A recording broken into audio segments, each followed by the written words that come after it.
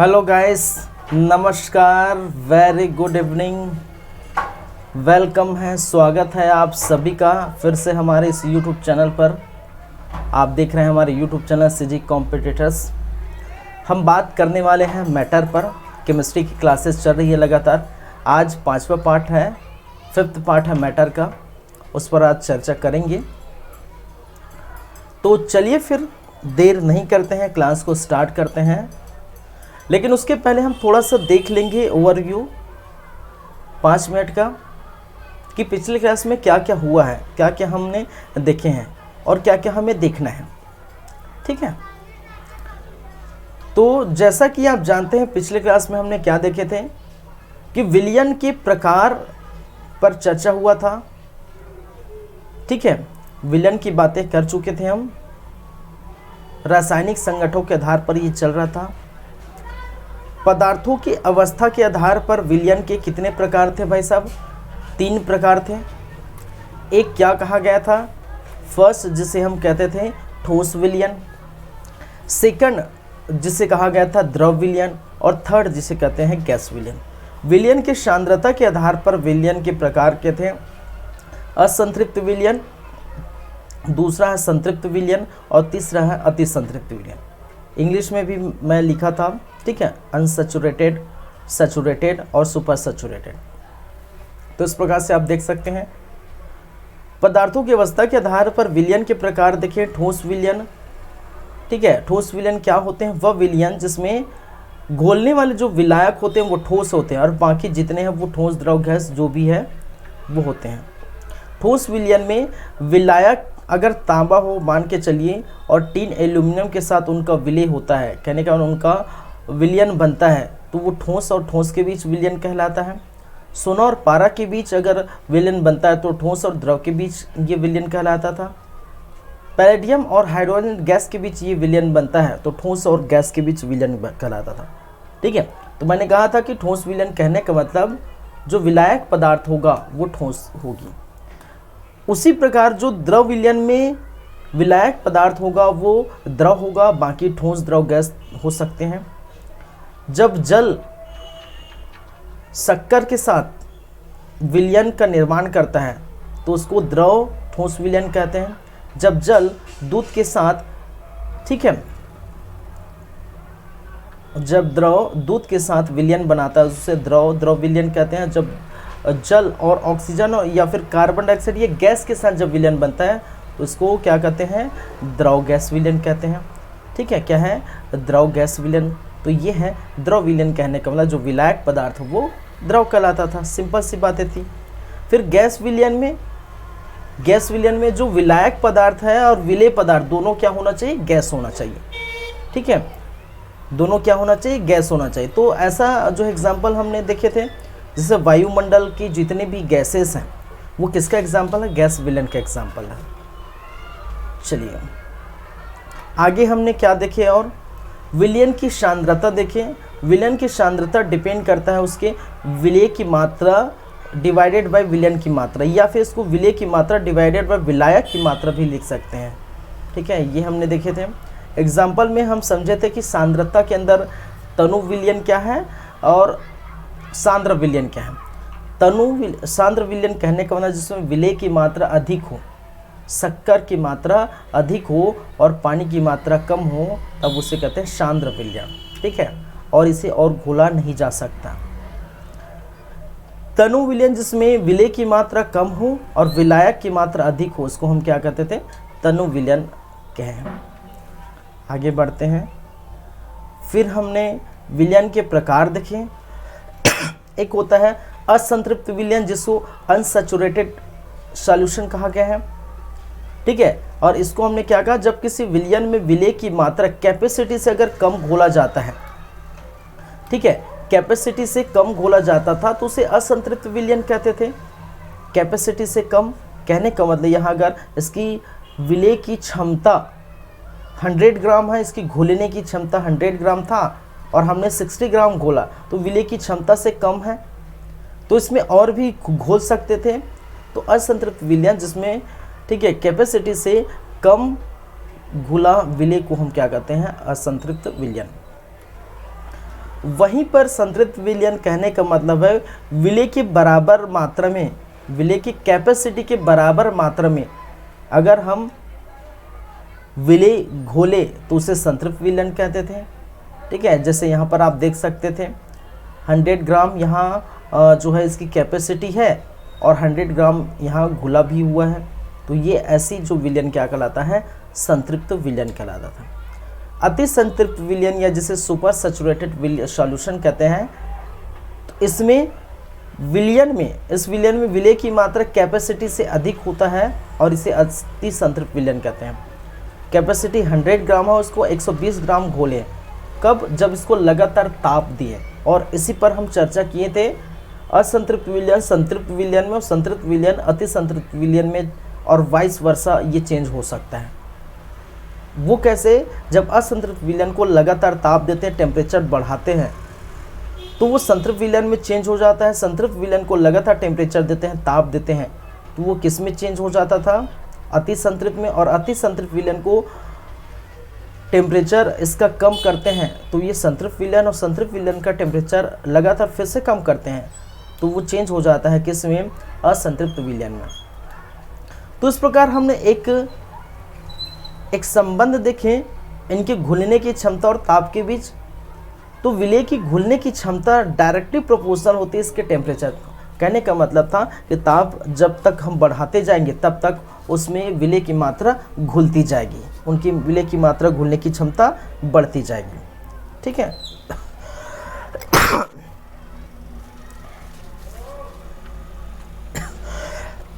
Sorry. ठीक है, आगे बढ़ें। तो ये था पिछला क्लास हमारा। अब आज की क्लास में हम आगे की बातें करेंगे। तो चलते हैं, इस पर हम बातें करते हैं आगे की प्रोसेस।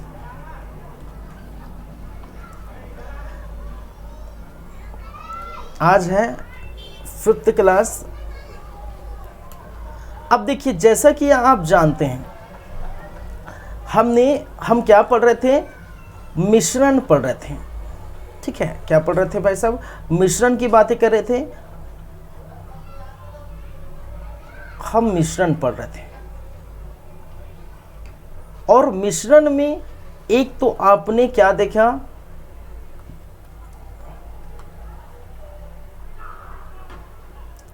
एक मिनट है।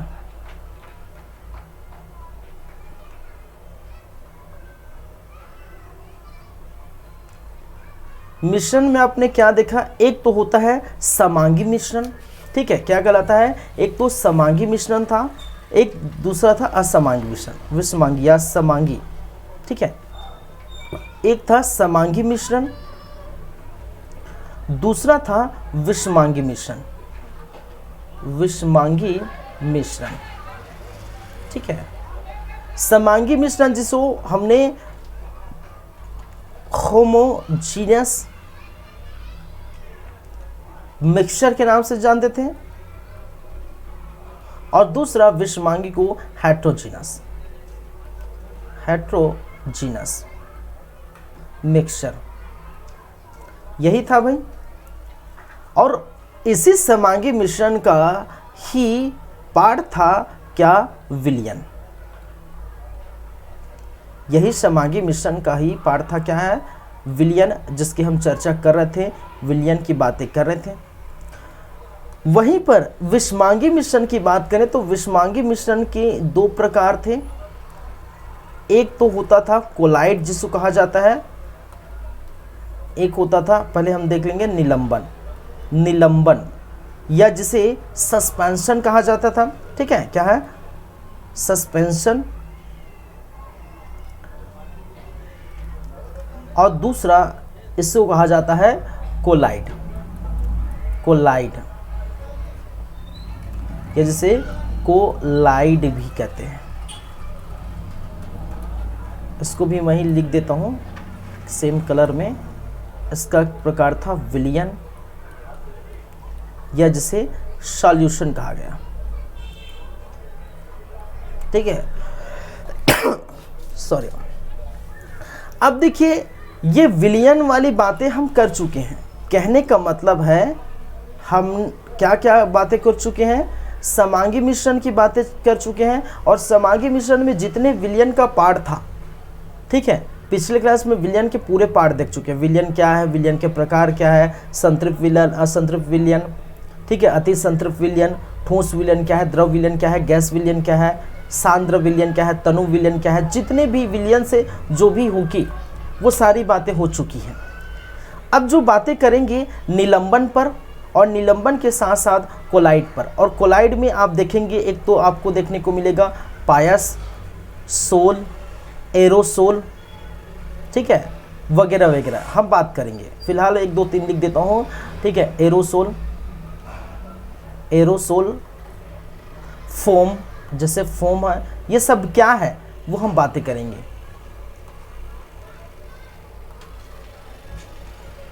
ठीक है, तो अभी हम देखने वाले हैं क्या, निलंबन। निलंबन देखेंगे। देखिए अभी जो बाकी रह गया है हमारे पास तो एक तो निलंबन बाकी रह गया है, कोलाइड बाकी रह गया था, ठीक है, और साथ में हम क्या देखेंगे, निलंबन, कोलाइड और विलयन तीनों में एक अंतर देख लेंगे। ठीक है, तो कितने हो गए, 1 हो गए, 2 हो गए, अब 3 हो गए। चौथा हम देखेंगे कोलाइड में जो पायस, सोल, फोम वगैरह है वो देखेंगे। पांचवा हम देखेंगे टेंडल प्रभाव, एक होता है टेंडल प्रभाव, वो हम देखेंगे। ठीक है, और साथ ही साथ ये पूरा मिश्रण खत्म हो जाएगा, समांगी मिश्रण और विषमांगी मिश्रण। उसके बाद हम बात करेंगे किस पर, उसके बाद हम बात करेंगे मिश्रण जो हुआ है, चाहे वो पानी के साथ बालू का मिश्रण हुआ है, रेत के साथ सीमेंट का मिश्रण हुआ है। ठीक है, तो मिश्रणों को कैसे कैसे किस किस विधि से अलग किया जा सकता है, जैसे प्रभाजी आसवन वगैरह है। ठीक है, आपका क्या बोलते हैं, आपका जो है वाष्पीकरण विधि है। ठीक है, साथ ही साथ आपका उत्पादन विधि है, निस्यंदन विधि है, अपकेंद्रण विधि है, क्रिस्टली आसवन विधि, ये सारी विधि है जिससे हमें मिश्रण को अलग कर सकते हैं। तो ये हम बातें करेंगे, तो आज की क्लास में ये हम देखें। तो चलिए स्टार्ट करते हैं और देखते हैं निलंबन। ठीक है,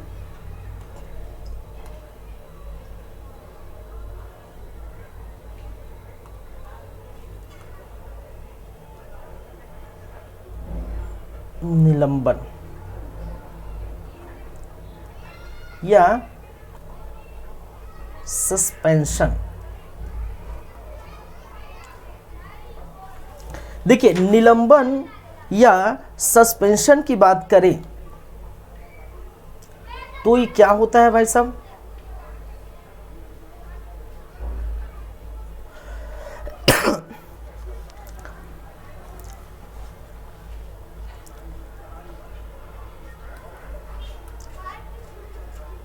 ऐसे देखिए ये क्या है, ये समांगी विषमांगी मिश्रण के अंतर्गत आएंगे। ठीक है, यह एक प्रकार का, इसको हम कैसे लिख सकते हैं, यह एक प्रकार का, पहले लिखने दीजिए फिर ठीक है हम समझते हैं।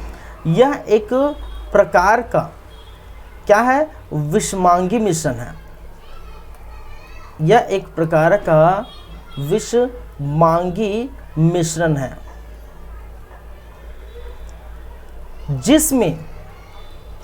जिसमें द्रव विलायक में, कौन से विलायक भाई साहब, द्रव विलायक, विलायक कौन होगा यहां पर, द्रव विलायक में, ठीक है, बड़े बड़े कण घुलते नहीं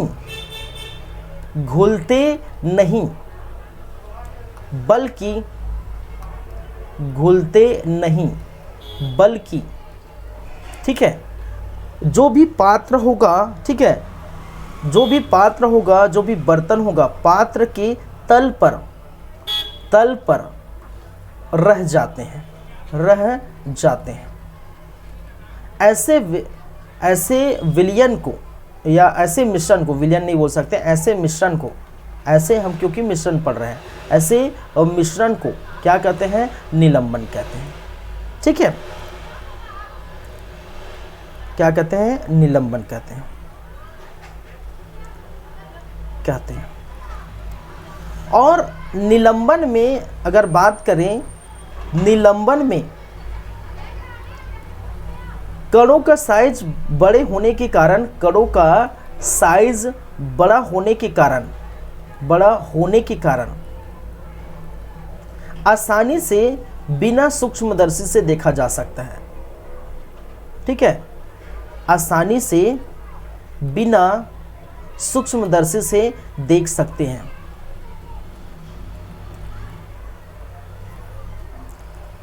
दर्शी से देख सकते हैं।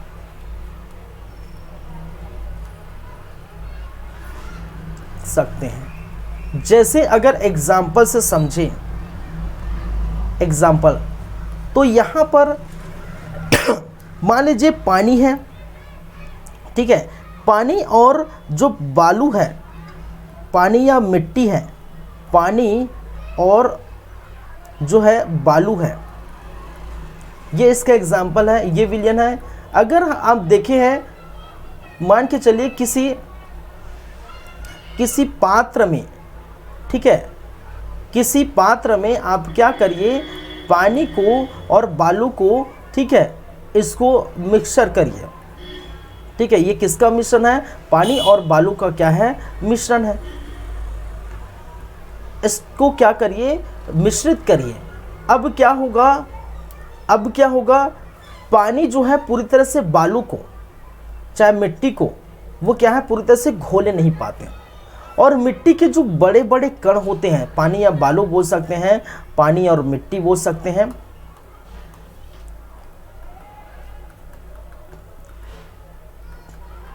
ये बड़े बड़े कण रह जाते हैं किस पर? तल पर। ठीक है, ये जो तल है, ये नीचे तल है, ये है कण जो है तल पर चिपक जाते हैं, रह जाते हैं। यहां पर तल पर बड़े कण, ठीक है, बड़े कण क्या है? घुलते नहीं, बड़े कण घुलते नहीं बल्कि चिपक जाते हैं। तल पर बड़े कण रह जाते हैं, बोल सकते हैं रह जाते हैं। ठीक है, आप घोल के देखिए, मिट्टी और कुछ जो है मिट्टी का कुछ पोर्शन घुलेगा, ठीक है, लेकिन उसके तल पर ये क्या हो जाएगा? रह जाते हैं। ऐसे को हम क्या कहते हैं? निलंबन कहते हैं। क्या कहते हैं? निलंबन कहते हैं।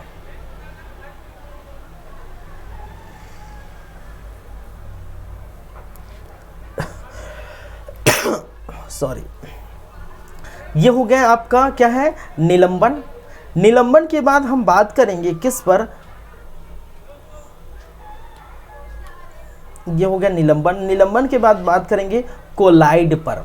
ठीक है, कोलाइड भी जो है निलंबन की ही तरह है, ये भी विषमांगी मिश्रण है, लेकिन क्या है, इनके कोलाइड के, ठीक है, कोलाइड का जो मिश्रण है, कोलाइड के साथ जो मिश्रण बनेगा उसमें क्या है, ये तो ऐसा लगेगा कि ये पूरी तरह से विलयन है, समांगी मिश्रण है। समांगी मिश्रण एक प्रकार का विलयन है, ऐसा लगेगा कि पूरी तरह से घुल गया है, लेकिन उनके जो छोटे छोटे दाने, देखिए इनके दाने निलंबन से भी कम होते हैं। विलयन के दाने, कहने का विलयन में दाने नहीं मिलेंगे, दाने नहीं मिलेंगे कहने का मतलब उनको जो है उसमें आप डिफ्रेंशिएट नहीं कर पाते, पूरी तरह से घुल जाता है। विलयन क्या होता है? पूरी तरह से घुल जाता है, एकदम नगण्य छोटे कण होते हैं। इसके कण क्या है? इसमें जो कण होते हैं, कण बहुत ही छोटे होते हैं। कितना? बहुत छोटे, बहुत छोटे होते हैं। ठीक है, इनमें आप नगण्य आंखों से आप देख नहीं पाते, इसको सूक्ष्मदर्शी की सहायता लगेगी आपको। एक एक चीज उनके विलयन में जो भी कण घुले हुए हैं उनको देखने के लिए सूक्ष्मदर्शी की आवश्यकता होगी। यहाँ निलंबन में, निलंबन की बात करें तो ये बहुत बड़े कण होते हैं। क्या है? बहुत बड़े कण होते हैं। इसको आराम से बिना सूक्ष्मदर्शी की सहायता से देख सकते हैं। इनके विलयन के जो कण हैं या फिर इनके मिश्रण के जो कण हैं, आराम से सूक्ष्मदर्शी की सहायता से, बिना सहायता से देख सकते हैं। जैसे आप देखें जो है रेत है, बालू है, मिट्टी है, जब पानी में घुलता है तो वो आराम से देख सकते हैं। ठीक है, और कोलाइड, ये दोनों इन दोनों के बीच की स्थिति है। ठीक है, निलंबन से छोटा और विलयन से बड़ा होता है। इनकी कण क्या है, कण क्या है, कण किस प्रकार के होते हैं सॉरी, निलंबन से क्या होता है, छोटा होता है, और ये विलयन से बड़ा होता है, बीच की बातें हैं। ठीक है, तो ये हम बात करें तो पहले कोलाइड देख लेते हैं, फिर एक साथ हम डिफरेंशिएट करेंगे तो उसमें आपको पता चल जाएगा, उसमें चर्चा करेंगे। ठीक है, चलिए तो पहले हम देखते हैं कोलाइड। इसको कलिल कहा जाता है, कलिल, या इसको कोलाइड कहा जाता है, या इसको इंग्लिश में कोलाइड भी कहते हैं। कलिल, कोलाइड, या इसको इंग्लिश में कोलाइड ही कहा जाता है।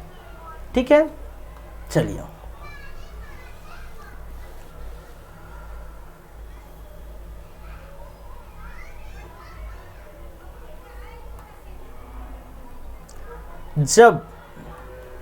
जब किसी मिश्रण में विभिन्न पदार्थ, जब किसी मिश्रण में विभिन्न पदार्थ पूरी तरह घुलते नहीं, बल्कि, ठीक है, पदार्थ के कण बिखर जाते हैं, कलिल कहलाता है। क्या कहलाता है, कलिल कहलाता है। हमें देख के ऐसा लगेगा कि ये पूरी तरह से घुल गए हैं, कहने का मतलब ये सॉल्यूशन बन गया है, ये विलयन बन गए, ऐसा लगेगा, लेकिन ऐसा नहीं है। ठीक है, ये पूरी तरह से घुलते नहीं। इसी को हम क्या कहते हैं, जैसे इसी को हम क्या कहते हैं, कलिल कहते हैं। जैसे एग्जाम्पल हमने क्या कहा था, जो झाग बनाता है, ठीक है, जो पायस है, जो सोल है, जो एरोसोल है, ठीक है, जेल है आदि। ठीक है, इसमें कण जो है बिखर जाते हैं। जेल लगाते हैं ना, ऐसे आप बाल में भाई साहब आप लोग जल लगाते होंगे जेल, वो वाली बात है। चलिए अब बात करेंगे ये सारी बातें कि झाग में किस किस का जो है मिश्रण होता है। मिश्रण कहने का मतलब किस किस का मिक्सचर होता है। झाग पायस, चाहे वो ठोस का है, द्रव का, गैस का, किसका किसका होता है, तो हम वो देखेंगे। और ये क्वेश्चन में ज़रूर पूछा जाता है, ज़रूर आता है। ठीक है, चलिए तो कोलाइड, विलयन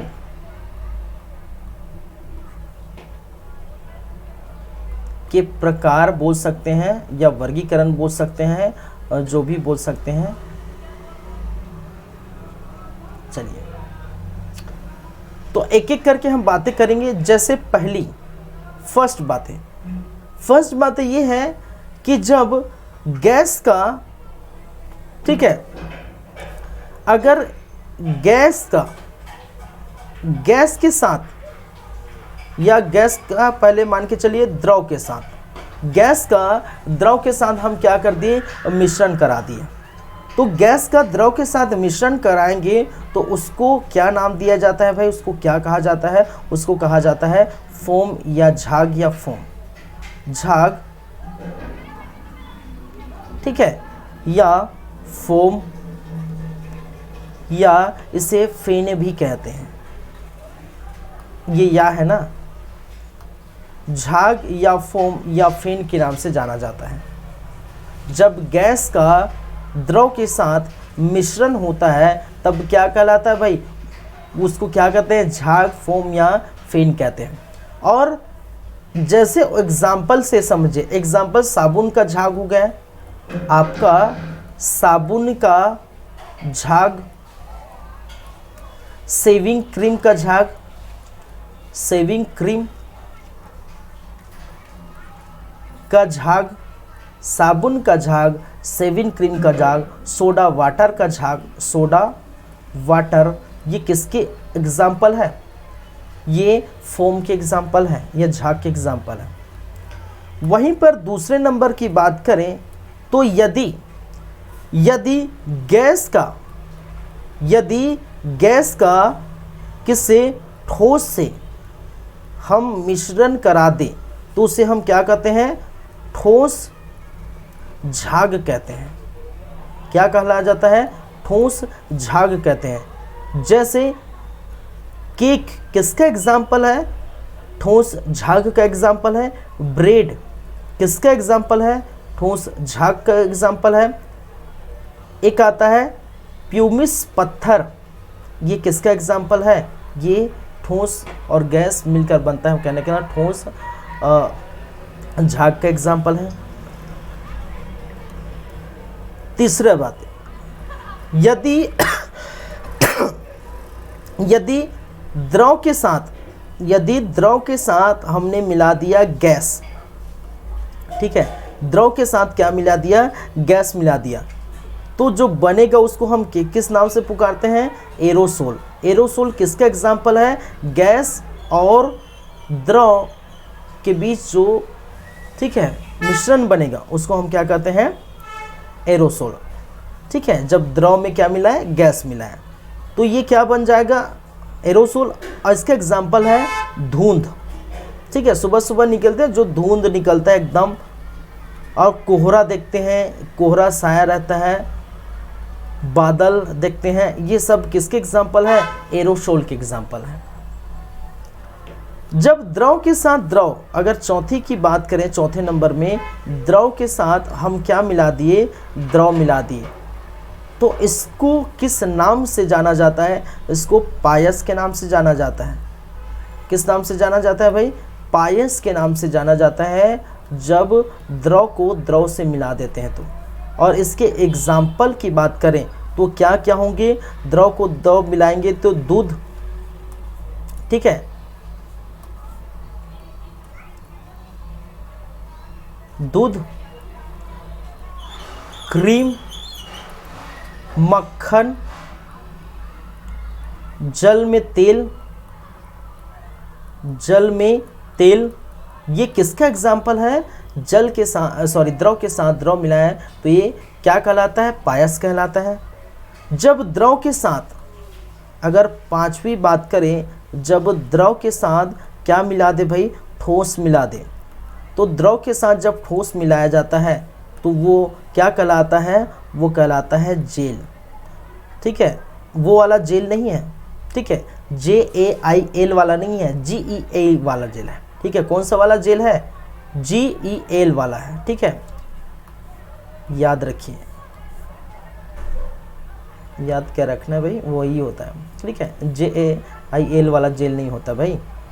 चलिए, जैसे जेल का एग्जाम्पल क्या है? दही है, पनीर है, जेली है, ठीक है, ये सारे किसके एग्जाम्पल है? जेल के एग्जाम्पल। और जेल कैसे बनते हैं? जब द्रव के साथ ठोस को मिलाया जाता है तो वो किसका निर्माण होता है? जेल का निर्माण होता है। ठोस के साथ जब गैस को मिलाया जाता है, ठोस के साथ जब गैस को मिलाया जाता है तो वो किसका निर्माण होता है? ठोस एरोसोल। ठोस एरोसोल। और ठोस एरोसोल का एग्जाम्पल क्या है भाई? धुआं। ठीक है, क्या है? धुआं, धूल, ठीक है, धुंध, कोहरा, बादल, ये एरोसोल का एग्जाम्पल है। धुआं, धूल किसका है? ठोस एरोसोल का एग्जाम्पल है। चलिए, सातवें नंबर की हम बात करें तो ठोस और द्रव के बीच अगर मिलते, ठोस के साथ अगर हमने क्या मिला दिया? द्रव, तो ये क्या बन जाएगा? ये शॉल बन जाएगा। ठीक है, क्या बन जाएगा? शॉल। ओढ़ने वाला शॉल नहीं भाई साहब, SOL वाला शॉल। ठीक है, ठंडी के मौसम निकल गया है। ये का एग्जाम्पल है आपका रंग, पेंट, स्याही, रंग या पेंट या स्याही, ये किसके एग्जाम्पल है? सोल के एग्जाम्पल है। ठोस सोल, जब किसकी बारी आती है? ठोस और ठोस मिला देते हैं, ठोस के साथ ठोस को हम मिलाते हैं तो जो बनता है वो कहलाता है ठोस सॉल। क्या कहलाता है? ठोस सॉल। और ठोस सॉल किसका एग्जाम्पल है? ठोस सॉल का एग्जाम्पल क्या है? मिश्र धातु। मिश्र धातु बनाते हैं, ठीक है, मिश्र धातु बनाते हैं, आप देखें तो मिश्र धातु में ठोस यूज किया जाए रंगीन कांच, रंगीन कांच, मिश्र धातु, रंगीन कांच, रत्न, रत्न, ये सारे किसके एग्जाम्पल है? ठोस को जब ठोस के साथ मिलाया जाता है। तो याद रखिए क्वेश्चन ऐसे ही पूछा जाता है भाई, ठीक है। क्वेश्चन कैसे पूछा जाता है? ऐसे ही पूछा जाता है। निम्नलिखित में से पायस बनता है, आपको पूछेगा निम्नलिखित में से पायस बनता है जब द्रव का द्रव के साथ मिलाते हैं, द्रव का ठोस के साथ, ठोस का ठोस के साथ और ठोस का द्रव के साथ। तो आप देख सकते हैं, ठीक है, ऑप्शन द्रव के साथ द्रव। आपसे पूछा जाएगा कि कोहरा निम्नलिखित में से, ठीक है, निम्नलिखित में से किसका एग्जाम्पल है? ऑप्शन होगा एरोसोल, दूसरा पायस, तीसरा सॉल और चौथा ठोस झाग। तो क्या बताएंगे आप? एरोसोल। तो ऐसे ही क्वेश्चन पूछे जाते हैं यहाँ से। और विलियन से पूछा जाएगा क्वेश्चन तो यहाँ से पक्का क्वेश्चन आता है। अगर विलियन से ये क्वेश्चन आए, कहने का मतलब मिश्रण से क्वेश्चन आए, ठीक है, तो ये जो है क्वेश्चन जरूर आएगा। तो ये हो गया, क्लियर है बातें पूरी? चलिए, तो ये याद रखिए, ध्यान रखिए।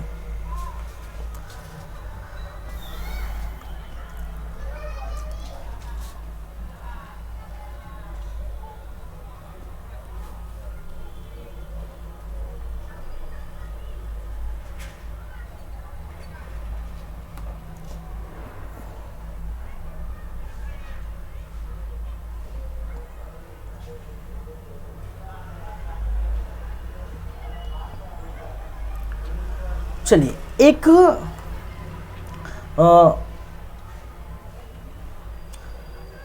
चीज है जिसको हम कहते हैं टिंडल इफेक्ट, या जिसे कहा जाता है टिंडल प्रभाव।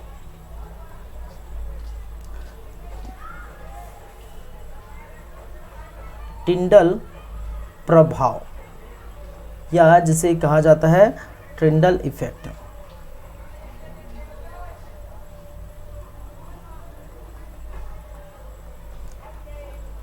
अब ये टिंडल इफेक्ट या टिंडल प्रभाव क्या होता है वो समझते हैं।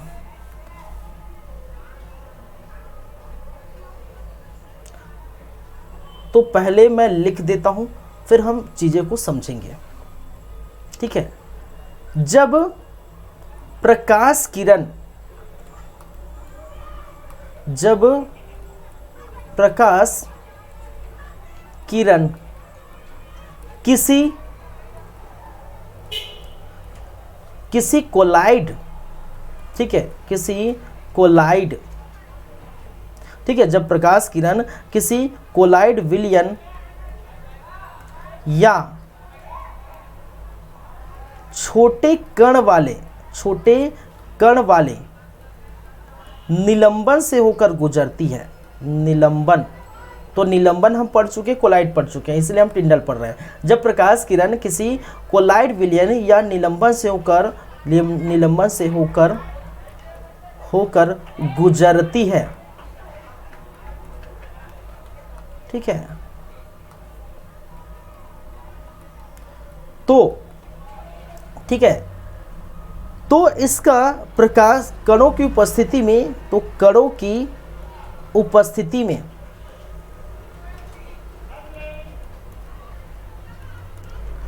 ठीक है, प्रकाश का प्रकीर्णन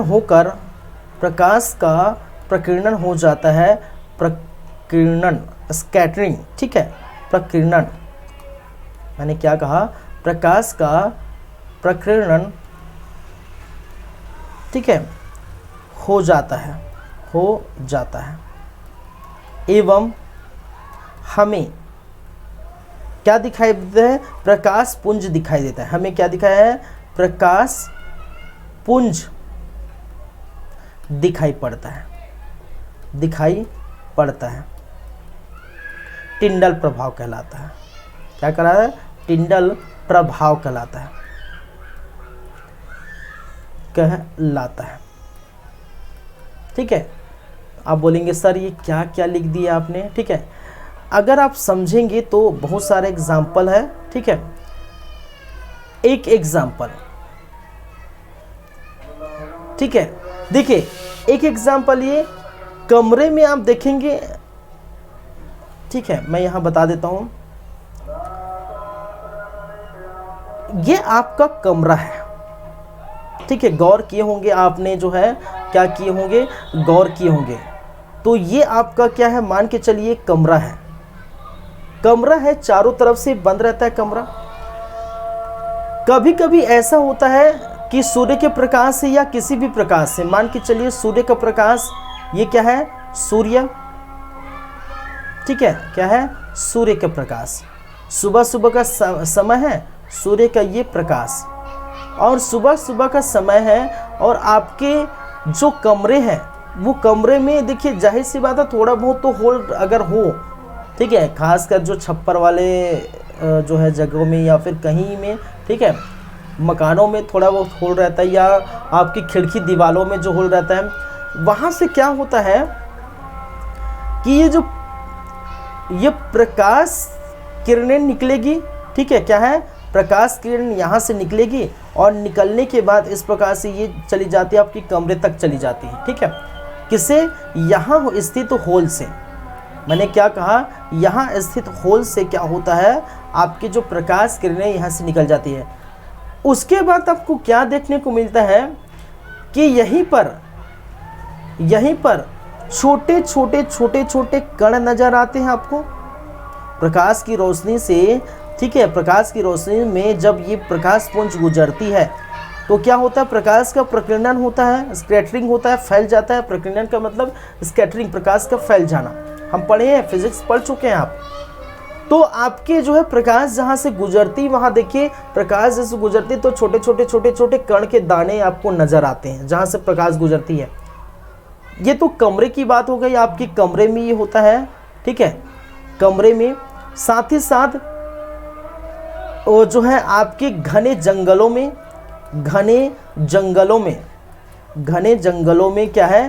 प्रकाश पुंज दिखाई पड़ना, जो है प्रकाश पुंज दिखाई पड़ना, दिखाई देना। ठीक है, घने जंगलों में अब जाते हैं, जंगल, घने जंगल। ठीक है, ये मान के चलिए घने जंगल है, यहाँ जाते हैं तो सूर्य का प्रकाश यहाँ पर जब पड़ता है, ठीक है, सूर्य का प्रकाश जब पड़ता है तो यहाँ पर इस प्रकार की जो है चीज़ें बनती हैं, और आपको एकदम सुबह देख सकते हैं। ठीक है, इस प्रकार से दाने संरचना जो जहाँ से प्रकाश गुजरती है वहाँ से आपको दिखाई देता है। ठीक है, वो हम देख सकते हैं। तो ये चीज़ें हैं। लाइट जब होता है तो वो छोटे कण के द्वारा वो क्या है? स्कैटरिंग हो जाता है, प्रकीर्णन हो जाता है, और इसी को हम कहते हैं टिंडल प्रभाव। तो ये आम जीवन में आपने देखे होंगे, हालांकि ये नाम अलग है, टिंडल प्रभाव है, लेकिन आम जीवन में ये रोशनी जा रही है भाई, यहाँ से कण गुजर रहे हैं। ठीक है, यहाँ से धूल के कण अलग से दिखाई पड़ते हैं। ठीक है, आप कहीं ये भी देखिए ट्रेवल कर रहे हैं, गाड़ी वाड़ी चला रहे हैं, मोटरसाइकिल वगैरह चला रहे हैं, ठीक है, और कोई लाइट वहाँ से गुजरेगी, और तो वहाँ का जो कण है, धूल वगैरह कण, वो आपको दिखाई पड़ता है। ठीक है, तो वो भी है। तो ये क्या है? टिंडल प्रभाव है। नॉर्मल सी बातें हैं, हालांकि ये नाम उटपुटांग है, टिंडल प्रभाव। ठीक है, लेकिन ये नॉर्मल आम जिंदगी में, हम रोज़मर्रा की ज़िंदगी में ये देखते हैं। ठीक है, चलिए, लेकिन इतना बड़ा कॉन्सेप्ट है, हालांकि आप नहीं जानते होंगे, लेकिन रोज़मर्रा की ज़िंदगी में ये आपको देखने को मिलता है।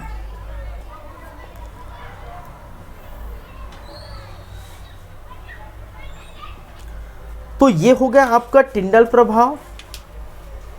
ठीक है, अब क्या बाकी रह गए हैं? ढूंढना पड़ेगा भाई, क्या बाकी रह गए हैं। अब यहाँ तो अगर देखिए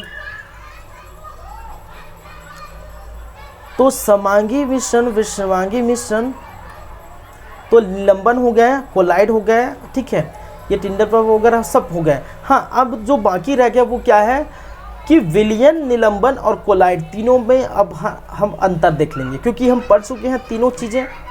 जब तीनों चीज़ें पढ़ चुके हैं तो तीनों में हम क्या देख सकते हैं, अंतर देख सकते हैं। चलिए,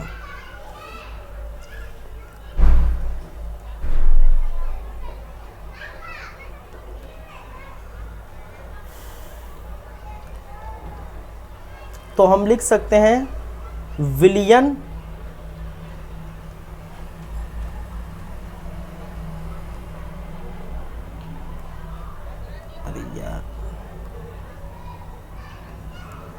विलयन, कोलाइड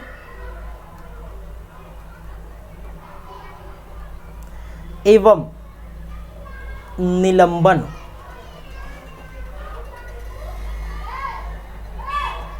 में अंतर। विलयन, कोलाइड और निलंबन में हम क्या देखेंगे, अंतर देखेंगे।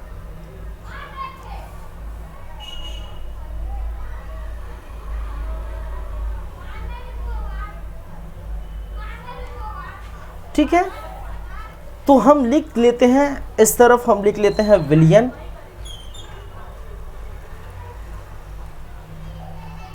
बीच में लिख लेते हैं कोलाइड और लास्ट में लिख लेते हैं हम निलंबन।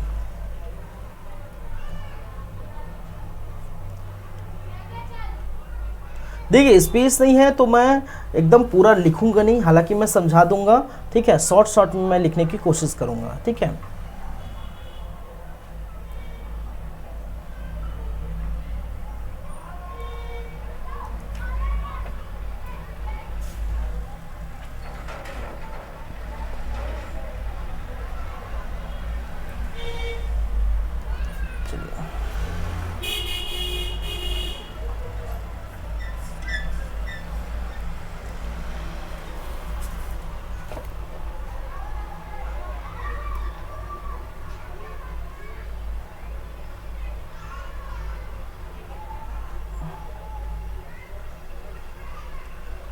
चलिए, तो तीनों में अंतर देख लेते हैं।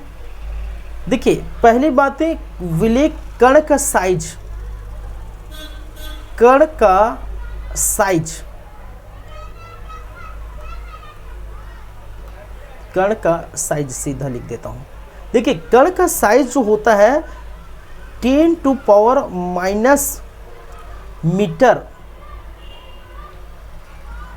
ठीक है, या इसको बोल सकते हैं 10⁻⁹ मीटर या फिर 1 नैनोमीटर से कम, ठीक है, 10⁻⁻ मतलब नैनो, ठीक है, तो 1 नैनो से क्या होता है, कम होता है, 10⁻⁻7 सेंटीमीटर या 10⁻⁹ मीटर, या इसको बोल सकते हैं 1 नैनोमीटर। तो कण का यहाँ पर साइज होता है 1 नैनोमीटर से भी कम साइज होता है, ठीक है। यहाँ पर अगर कण की साइज की बात करें, कण की साइज, तो कण की साइज यहाँ पर 10⁻³ से लेकर 10⁻⁵ से लेकर 10⁻⁻5 से लेकर 10⁻⁻6 या 7 तक ये रहता है इनका साइज, ठीक है, cm में ना, सेंटीमीटर।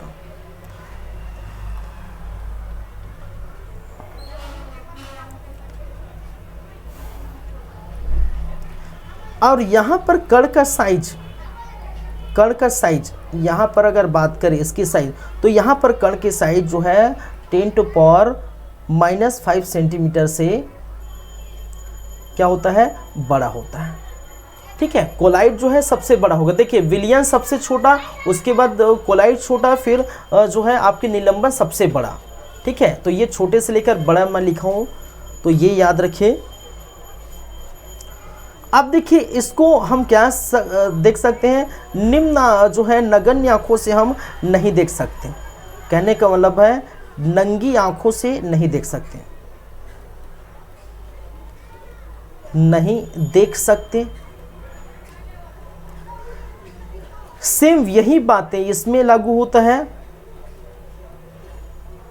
ठीक है। नंगी आंखों से नहीं देख सकते, और यहां पर देख सकते हैं, ठीक है। नंगी आंखों से देख सकते हैं भाई साहब, देख सकते हैं, ठीक है। आराम से इसको बिना सूक्ष्मदर्शी से निलंबन को देख सकते, क्योंकि निलंबन का साइज सबसे बड़ा होता है। विलियन और कोलाइड से भी बड़ा क्या होता है, निलंबन का क्या होता है, साइज होता है, ठीक है। इसकी बात करें तो यहां पर टिंडल प्रभाव नहीं होता। याद रखिए यहां पर टिंडल प्रभाव नहीं होता, नहीं होता, क्योंकि यहां कण है ही नहीं, न के बराबर, नगण्य, ठीक है। जब टिंडल, देखिए कण है ही नहीं तो टिंडल प्रभाव क्या करेंगे, जब तक कण नहीं है तो उस कण से स्क्रैटिंग नहीं होगा, प्रकीर्णन नहीं होगा। जब प्रकीर्णन नहीं होगा तो वो बिखरेगा नहीं। तो ऐसी स्थिति में टिंडल प्रभाव नहीं हो, जब पूरी तरह से घुल जाता है। विलियन क्या है, पूरी तरह से घुल गया, उसमें कण दिखाई ही नहीं दे रहे, न के बराबर, तो ऐसे में टिंडल प्रभाव नहीं। और दोनों में फिर ये जो बच गया इसमें टिंडल होता है, टिंडल प्रभाव होता है, यहां पर भी टिंडल प्रभाव होता है, प्रभाव क्या है, होता है, ठीक है। तो ये चीजें याद रखिए, ठीक है। यहां के कण नीचे नहीं बैठते, शांत होने पर कण नीचे नहीं बैठते, नीचे या तल पर नहीं होते, नहीं बैठते। यहां पर भी ऐसी है, शांत होने पर नीचे या तल पर इनके कण, ठीक है, कण की बात कर रहा हूं, तल पर कण शांत जो है, नीचे तल पर कण नहीं बैठते। यहां पर भी ऐसी है, यहां पर ऐसी नहीं है। यहां पर शांत होने पर, शांत रहने पर कण नीचे या तल पर बैठ जाते हैं। जैसे मैंने कहा पानी और जो है बालू या मिट्टी को आप मिलाइए तो ये बैठ जाएगा। चलिए, तो ये बातें थी।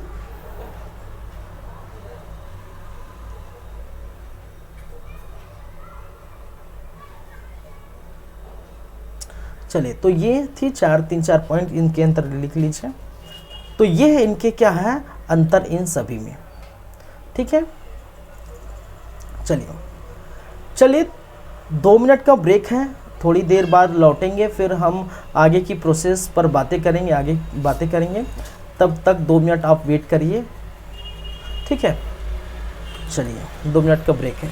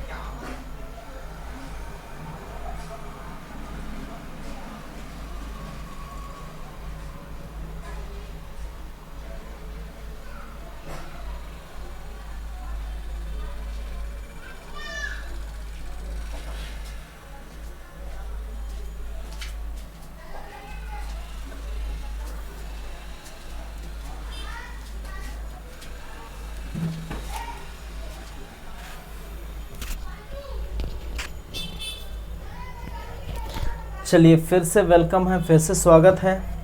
आप देख रहे हैं हमारे यूट्यूब चैनल सीजी कॉम्पिटिटर्स। आगे की तरफ बढ़ेंगे।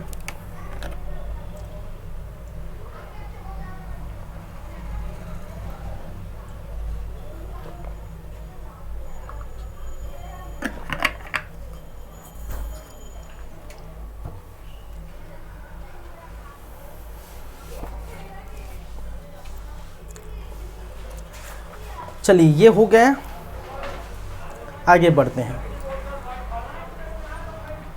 आगे की बातें करेंगे किस पर भाई?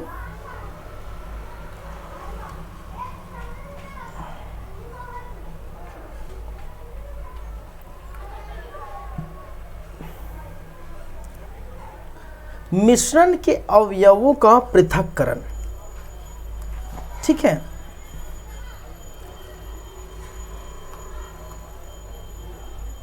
मिश्रण पूरा देख लिए।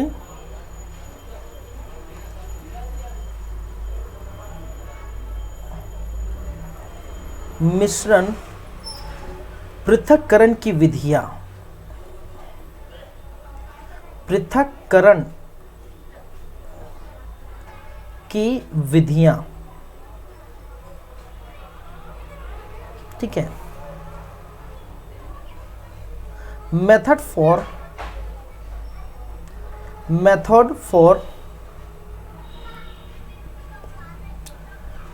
Separation of mixture.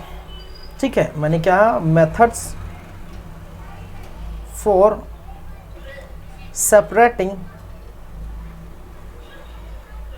Method for separating mixture.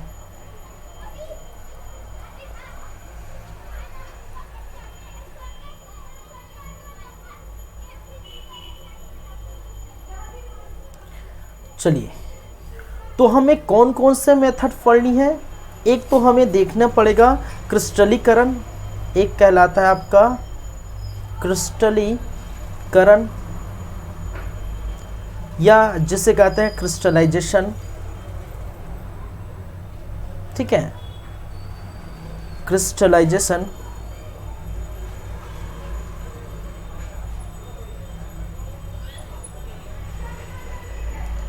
दूसरा या सेकंड आसवन विधि। ठीक है, क्या है? आसवन विधि।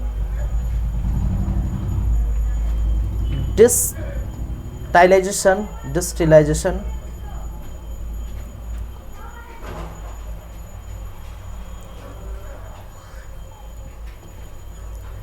एक होता है वर्णलेखन।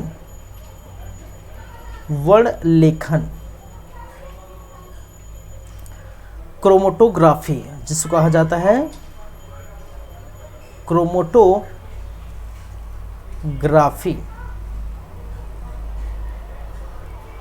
एक पढ़ेंगे वाष्पीकरण।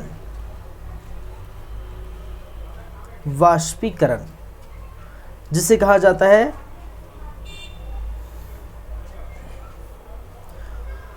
वेपोराइजेशन।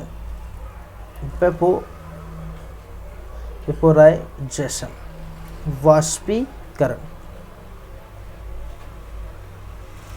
फिर आएगा ऊर्ध्वपातन या जिसे क्या कहा जाता है, हम पढ़े हैं सब्लिमेशन, ऊर्ध्वपातन। एक होता है निस्तारण, छठा, जिसको कहते हैं अवसादन व निस्तारण।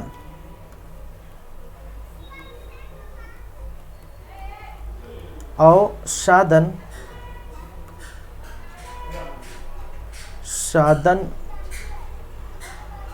व निस्तारण। ठीक है, इसको कहा जाता है सेडिमेंटेशन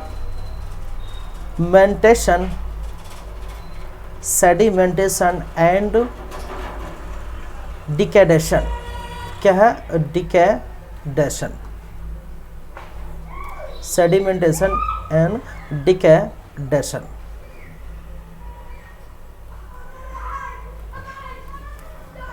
एक और होता है जिसे कहते हैं निस्यंदन। क्या कहते हैं, निस्यंदन, या जिस इंग्लिश में फिल्ट्रेशन कहा जाता है। क्या है, फिल्ट्रेशन, निस्यंदन। एक होता है आपका अपकेंद्रन, अपकेंद्रन, ठीक है। सेंट्रीफ्यूगेशन, सेंट्रीफ्यूगेशन,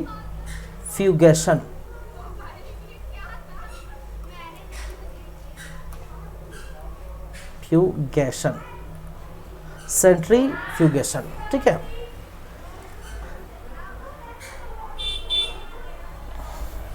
सेंट्रीफ्यूगल फोर्स पढ़े ना फिजिक्स में, सेंट्रीफ्यूगल फोर्स, सेंट्रीपिटल फोर्स, तो उसी से संबंधित है ये। चलिए, तो मिश्रण को पृथक करने की ये जो है विधियां हम पढ़ेंगे एक एक करके हैं, ठीक है। थोड़ा थोड़ा है, थोड़ा थोड़ा हम एग्जाम्पल से हम क्या करेंगे, पढ़ेंगे, ठीक है। चलिए,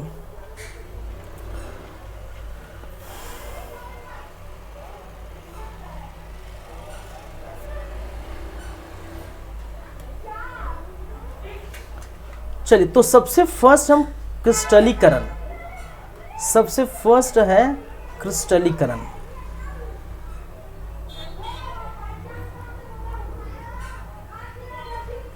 क्रिस्टलीकरण या जिसे क्रिस्टलाइजेशन कहा जाता है, क्रिस्टलाइजेशन।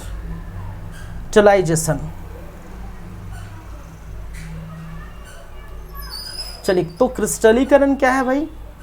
देखिए, क्रिस्टलीकरण में किसी ठोस, ठीक है, किसी ठोस विलय को पृथक करने की विधि है। ये क्या है? ये जो विधि है किसी ठोस विलय को, थोड़ा अच्छे से लिख देता हूं, किसी ठोस विलय को अलग करने की विधि है, अलग या पृथक करने की विधि है, पृथक करने की विधि है। क्या है भाई साहब? विधि है, ठीक है। अब इसके अंदर क्या होगा, ठीक है, इसमें क्या करते हैं, जब इसको गर्म करते हैं, ठीक है, जब मिश्रण को गर्म किया जाता है, जब मिश्रण को गर्म किया जाता है, तो ठीक है, जो ठोस पदार्थ हैं वो क्या हो जाते हैं, ठोस पदार्थ वो क्या हो जाते हैं, वो नीचे तल पर चिपक जाते हैं, और बाकी के पदार्थ वो क्या हो जाते हैं, उड़ जाते हैं, ठीक है।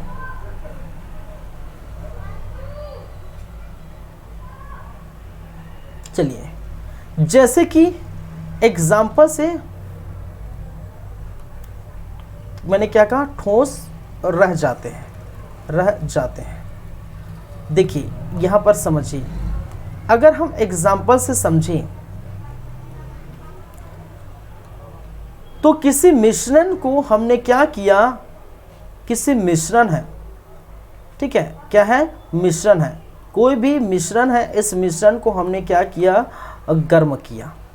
जब इसको गर्म करते हैं, जब इसको क्या करते हैं, टेम्परेचर देते हैं, तो टेम्परेचर देते हैं गर्म करने पर, ठीक है, जो तरल पदार्थ है वो क्या होता है, तरल पदार्थ क्या होता है, वो उड़ जाता है, ठीक है, तरल पदार्थ क्या होता है भाई साहब, उड़ जाता है इस प्रकार से।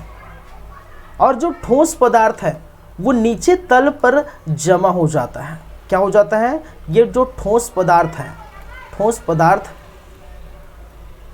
जमा हो जाता है। जैसे एक और एग्जाम्पल अगर समझेंगे, तो जो है नमक का निर्माण, समुद्र में नमक का निर्माण, समुद्र में क्या है, नमक का निर्माण किस प्रकार से होता है, ठीक है, समुद्र के पानी, खारे पानी से नमक का निर्माण किस प्रकार होता है, कि समुद्र से नमक का निर्माण करने की जो विधि है वो तो वाष्पीकरण है। क्या है भाई साहब, वो विधि क्या है, वाष्पीकरण विधि है, और वाष्पीकरण विधि से हम क्या करते हैं, समुद्र से नमक का जो है निर्माण करते हैं। ठीक है, और जो बच जाता है, ठीक है, जो बच जाता है वही क्या है, नमक का निर्माण हो जाता है। तो वाष्पीकरण विधि के बाद जो प्रोसेस होती है, ठीक है, तो जो अशुद्धियाँ बच जाती है, ठीक है, तो उसी अशुद्धियों को हम क्या करते हैं, फिर से क्रिस्टलीकरण करते हैं। ठीक है, अशुद्धियों को दूर करने के लिए मैंने क्या कहा, समुद्र से नमक का निर्माण करने की जो विधि क्या है अभी देखेंगे, वाष्पीकरण। और वाष्पीकरण के बाद जो अशुद्धियाँ बच गई, अशुद्धियाँ, और इसी अशुद्धि को क्या करना है, दूर करने के लिए हम क्या करते हैं, क्रिस्टलाइजेशन। क्या करते हैं, क्रिस्टलाइजेशन या क्रिस्टलाई, ठीक है, क्रिस्टलीकरण, इसी को हम क्या कहते हैं, क्रिस्टलीकरण। तो ये याद रखिए क्रिस्टलीकरण क्या होता है चीजें। दूसरा आसवन, ठीक है,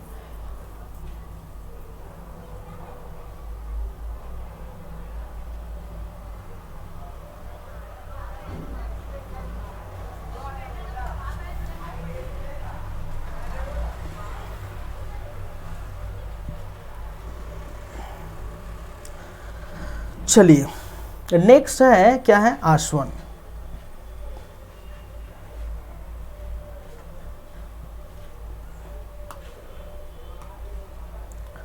दूसरा विधि है जिसको हम कहते हैं आसवन। देखिए आसवन विधि में क्या है, दो अलग अलग क्वथनांक के मिश्रण जो है, जो दो अलग अलग क्वथनांक के क्या करते हैं, पदार्थों को मिश्रित करते हैं। दो अलग अलग, समझिएगा, अलग अलग क्वथनांकों के पदार्थ को क्या करते हैं, मिश्रित करते हैं। और मिश्रित करने के बाद देखिए इसको समझते हैं, पूरा लिखने से अच्छे इसको क्या है समझना जरूरी है। हमने एक पात्र लिया, इस पात्र में क्या किया, दो अलग अलग क्वथनांकों को मिक्सर कर जो है कि पदार्थों को हमने क्या किया, मिश्रित कर दिया, मिक्सर कर दिया।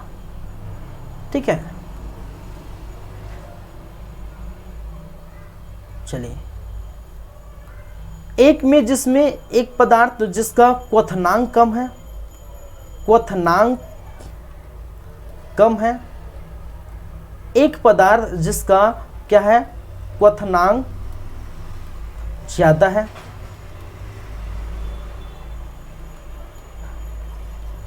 ठीक है, दो अलग अलग पदार्थ हैं, उनके क्वथनांकों के पदार्थों को, ठीक है, हमने क्या किया, मिक्सर कर दिया। और मिक्सर करने के बाद हमने क्या किया, ठीक है, उसको हमने ताप दिया, ताप दिया, टेम्परेचर दिया। हमने क्या किया, इसको टेम्परेचर दिया, मीन्स ताप दिया। जब इसको ताप दिया जाता है, टेम्परेचर दिया जाता है, तो उबलेगा। और उबलने के बाद जाहिर सी बात है, क्वथनांक किसको कहा जाता है भाई, क्वथनांक क्या होता है, जब द्रव का गैस में परिवर्तन को हम क्या कहते हैं, क्वथनांक कहते हैं। ये हमने पढ़े हैं। ठीक है, द्रव का गैस में परिवर्तन होना क्या कहते हैं, क्वथनांक होता है, ये हम पढ़े हैं। ठीक है, तो इसमें क्या होता है, जो निम्न क्वथनांक वाले, ठीक है, निम्न क्वथनांक वाले जो पदार्थ है उसका बोल सकते हैं वाष्पीकरण। ठीक है, उसका वाष्पीकरण जल्दी होगा, वाष्पीकरण क्या होगा, शीघ्र होगा। और उच्च क्वथनांक वाले या अधिक क्वथनांक वाले इसका वाष्पीकरण ठीक है देर में होगा। ठीक है, क्या होगा, वाष्पीकरण क्या होगा, देर में होगा। और ऐसे में क्या है, देर में होगा। ऐसे में क्या होगा, जो निम्न जो शीघ्र वाष्पीकरण वाले जल्दी वाष्पीकरण हो जाते हैं, और निम्न वाष्पीकरण मतलब देर से वाष्पीकरण वाले जो है बाद में वाष्पीकरण होते हैं। और बाद में दोनों को, ठीक है, दोनों को हम क्या करते हैं, ठीक है, मिला देते हैं, अशुद्धियाँ को जो है मिश्रित कर देते हैं और मिश्रित करके उसको बाद में क्या किया जाता है, अलग अलग हो जाते हैं। ठीक है, अलग अलग क्या हो जाते हैं, हो जाते हैं। ठीक है, चलिए संघनित करके क्या है, शुद्ध रूप में इसको एकत्र कर लेते हैं। मैंने क्या कहा, संघनन वाष्पीकरण होगा और वाष्पीकरण के बाद हम उसके क्या करते हैं, संघनन कर लेते हैं और संघनन करके हमने क्या कर लेते हैं, शुद्ध रूप में इसको शुद्ध रूप में प्राप्त कर लेते हैं। ठीक है, संघनन क्या होता है ये भी मैंने बताया है, तो ये भी याद रखिए और इस प्रकार से हमें क्या होता है, प्राप्त होता है। तो जैसे कि और जो है एरोसोल का निर्माण, साबुन निर्माण, पेंट निर्माण, ये सारी चीज़ें होती हैं इसमें। ठीक है, एरोसोल के निर्माण में, पेंट निर्माण में, साबुन निर्माण में आदि निर्माण में यहाँ पर इसका यूज होता है। किस विधि का, आशवन विधि का। जब क्वथनांक कम या ज़्यादा है, ठीक है, उस डिफरेंट टाइप के क्वथनांक के पदार्थों को मिश्रित करके वाष्पीकरण करते हैं। वाष्पीकरण होने के बाद संघनन की प्रक्रिया के बाद उसको शुद्ध रूप में प्राप्त कर लिया जाता है। ठीक है, चलिए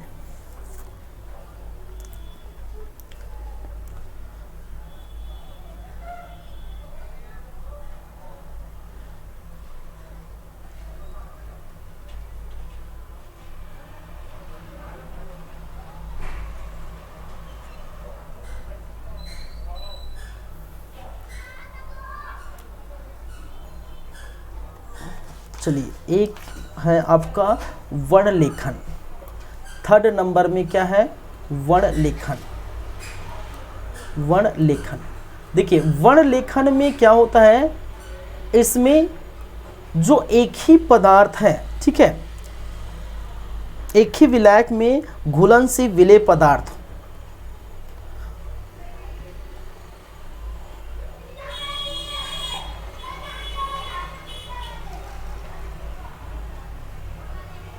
एक ही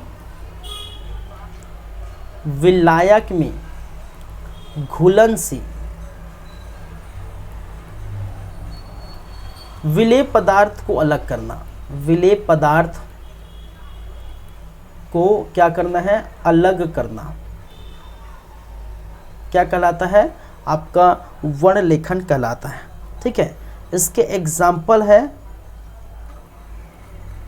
आपके प्राकृतिक रंग तथा डाई से वर्णों का पृथक करना, प्राकृतिक रंगों एवं डाई से वर्णकों को क्या करना, पृथक करना, क्या कहलाता है, वर्ण लेखन कहलाता है। एक है वाष्पीकरण, चौथा क्या है, वाष्पीकरण। ठीक है, और वाष्पीकरण एकदम सिंपल ही है। ठीक है, क्या करना है, वाष्पीकरण एकदम सिंपल है। सिंपल कैसे भाई, कि हम कोई पात्र लिया और पात्र में जो है उस पदार्थ, ठीक है, द्रव को हम क्या कर दिए, भर दिए। ठीक है, और जब ये वाष्प होगा, ये वाष्प होगा, वाष्प के रूप में निकलेगा, तो जो चीज़ें बच जाएगी, ठीक है, जो चीज़ें बच जाएगी नीचे तल पर, वाष्प होने के बाद नीचे तल पर बच जाएगी अवशेष। ठीक है, इसको हम क्या कर देंगे, प्राप्त कर लेंगे। ठीक है, वाष्पीकरण कहने का सिंपल सी बात है, किसी को गर्म करना, उबालना, गर्म करने के बाद जो चीज़ें वाष्प करके उड़ जाएगी और जो बची हमें मिल जाएगी। जैसे मैंने एग्जांपल बताया इसका, वाष्पीकरण से हमने क्या करते हैं, समुद्र में नमक का निर्माण करते हैं। अभी देखें, नमक का निर्माण क्या है, करते हैं वाष्पीकरण विधि के द्वारा। चलिए नेक्स्ट है ऊर्ध्वपातन।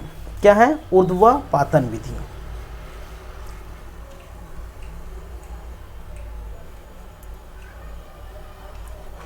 चलिए चौथा होगा, 5वें नंबर पर हम बात करेंगे ऊर्ध्वपातन।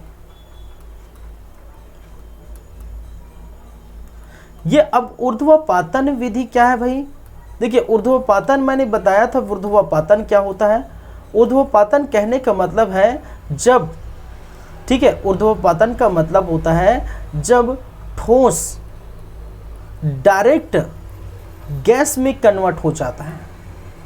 क्या होता है? ठोस डायरेक्ट किसमें होता है? गैस में कन्वर्ट होता है। इसको होना चाहिए था ठोस के बाद द्रव, ठीक है, बिना, मैंने क्या किया, बिना द्रव में परिवर्तन हुए, बिना द्रव में परिवर्तन हुए, ठीक है। मैंने क्या कहा कि ऊर्ध्वपातन मतलब क्या होता है, जो ठोस पदार्थ है वो डायरेक्ट गैस में परिवर्तन हो जाता है, उसी को हम क्या करते हैं? ऊर्ध्वपातन कहते हैं। बिना द्रव में परिवर्तन हुए ही ये क्या होता है? ठोस द्रव में कन्वर्ट हो जाता है।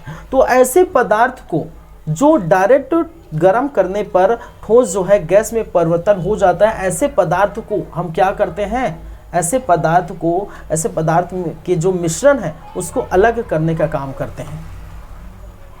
जैसे एग्जाम्पल देखेंगे तो यहाँ पर जैसे मैंने बताया कपूर है, शुष्क बर्फ है, इसका एग्जाम्पल है आयोडीन, नेप्थलीन,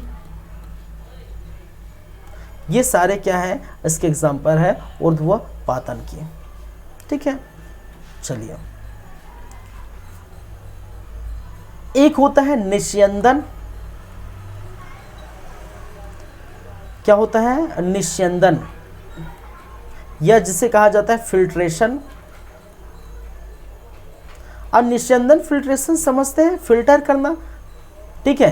क्या करना है? फिल्टर करना। तो जो है यहाँ पर जो छन्नी होती है, फिल्टर का मतलब क्या होता है?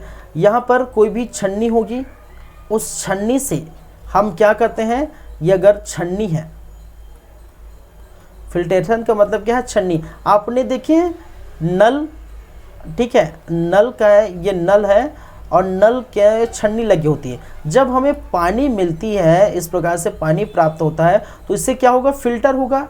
इससे क्या होगा? फिल्टर होगा। और फिल्टर के से हमें क्या मिलता है? शुद्ध जल मिलता है, शुद्ध पानी मिलता है, शुद्ध जल होता है, ठीक है। तो ऐसे जो पदार्थ होते हैं, ठीक है, निस्यंदन विधि का प्रयोग किसी तरल मिश्रण से अघुलनशील ठोस पदार्थ को पृथक करने के लिए किया जाता है। इस प्रक्रिया में मिश्रण को एक छन्नी में प्रवाहित करते हैं, ठीक है। जाहिर सी बात है। तो यहाँ पर जो है फिल्टर जैसे यूज़ होता है छन्नी की तरह, ठीक है। नल में हम ऐसे यूज़ करते हैं, पानी भरते हैं तो, और फिल्टर होकर जो अशुद्धियाँ हैं ये इस तरफ बैठ जाएंगी, ठीक है। अशुद्धियाँ क्या है? अशुद्धियाँ हैं इस तली में बैठ जाएगी, ये क्या है? अशुद्धियाँ। तो इस पर जो है ये फिल्ट्रेशन है। तो ऐसी विधि जहाँ पर ठोस और द्रव एक साथ घुले हों, उस मिश्रण में ठोस और द्रव एक साथ घुले हों, ठीक है, तो द्रव वापस नीचे आ जाता है और ठोस उस तल पर रह जाता है, उसको हम कहते हैं फिल्ट्रेशन, ठीक है। क्लियर है बातें? चलिए, एक और चीज है 8वें नंबर और अंतिम नंबर में, क्या? अपकेंद्रण।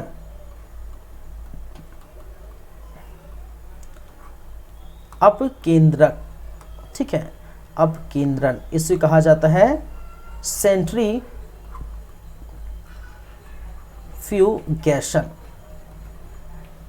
देखिए ये किससे बना? फिजिक्स में सेंट्रीफ्यूगल फोर्स आप देखिए, फिजिक्स में अगर आप फिजिक्स मेरा क्लास देखे होंगे फिजिक्स, तो फिजिक्स क्लास में मैंने क्या कहा है? जो फोर्स लगता है, एक तो होता है अभिकेंद्री बल, अभिकेंद्री बल होता है, और दूसरा होता था अपकेंद्री बल, अपकेंद्री बल, ठीक है। अभिकेंद्री बल जो केंद्र के अंदर लगता था, ठीक है। अभिकेंद्री बल जब केंद्र के अंदर बल लगता है तो अभिकेंद्री बल। अपकेंद्री बल जब केंद्र से बाहर बल लगता था, फोर्स लगता था, तब हम उसे क्या कहते थे? हम उसे क्या कहते थे? अपकेंद्री बल कहते थे, ठीक है। तो अपकेंद्रण जब बल बाहर लगेगा, ठीक है, इसमें क्या होता है, ठीक है, जब तरल मिश्रण को, जब तरल मिश्रण को ठीक है तीव्र गति से घुमाया जाता है तो जो कण होते हैं ठीक है वो चारों तरफ रह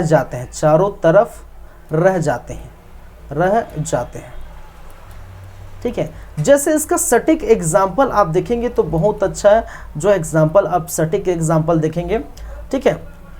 तो दूध से मक्खन निकालना, अगर आप ग्रामीण क्षेत्र से बिलोंग करते हैं और आपने देखे हैं कि दूध से मक्खन कैसे निकाला जाता है ठीक है, तो आप देख पाएंगे कि इस प्रकार की ठीक है, ये दूध है ठीक है, दूध में ठीक है दूध है और एक किसी पात्र में दूध भरा हुआ है, कोई भी क्या है, मैंने क्या कहा, किसी पात्र में ये दूध भरा हुआ है और इससे हम क्या करना है, इससे हमें मक्खन निकालनी है। तो मक्खन निकालने के लिए क्या किया जाता है, इस प्रकार की संरचना वाली चीज रहती है भाई आपके पास ठीक है, इस प्रकार की संरचना वाली चीज रहती है।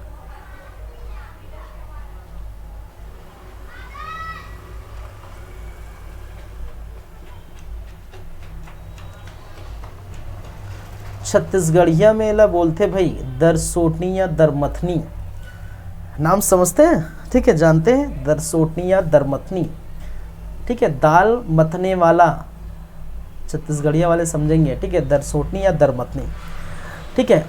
जब हम इसको ठीक है हैंडल को इस प्रकार से मूव करते हैं, रोटेट करते हैं ठीक है, तो रोटेट करते हैं तो यहाँ पर कांटेनुमा जो संरचना होती है ठीक है, दूध को क्या करते हैं, इस प्रकार से फेंकते रहते हैं ठीक है, बाहर। और ये क्या है, अपकेंद्रण मतलब जब फोर्स, हमने फिजिक्स में पढ़े हैं, जब फोर्स क्या होता है, केंद्र से बाहर लगता है ठीक है, जब फोर्स केंद्र से बाहर लगता है ठीक है, तब वो हमको क्या कहते हैं, उसको अपकेंद्र बल कहते हैं। जैसे इसी के ठीक है, और ये जब फोर्स अंदर लगता है तो अभिकेंद्र बल कहते हैं ठीक है। इसके एग्जाम्पल हम फिजिक्स में बहुत सारे देखे थे, अपकेंद्र बल और अभिकेंद्र बल का। तो वॉशिंग मशीन वाला एग्जाम्पल हमने यहाँ पर दिया था, यहाँ पर भी वॉशिंग मशीन एग्जाम्पल भी है और यहाँ पर ये वाला एग्जाम्पल भी है ठीक है। तो दूध से मक्खन निकालने में जब इसको जो है इससे हम रोटेट करते हैं तो यहाँ के जो इस प्रकार से जो तिरछीनुमा संरचना है उससे क्या होता है, दूध फैलता है और फैलकर जो मक्खन होता है ये यहाँ पर जमा होता है, ये चारों तरफ ठीक है, चारों तरफ क्या होता है, जमा होता है और इसी से बाद में हम क्या है, मक्खन ये हो जाता है, मक्खन ये प्राप्त कर लेते हैं। बाहर की तरफ ये अलग से चारों तरफ बिखर जाते हैं ठीक है, आपके पात्र के चारों तरफ मक्खन बिखर जाते हैं और उसको निकाल लिया जाता है अलग से। तो ये जो विधि है यही कहलाता है अपकेंद्रण विधि ठीक है। चलिए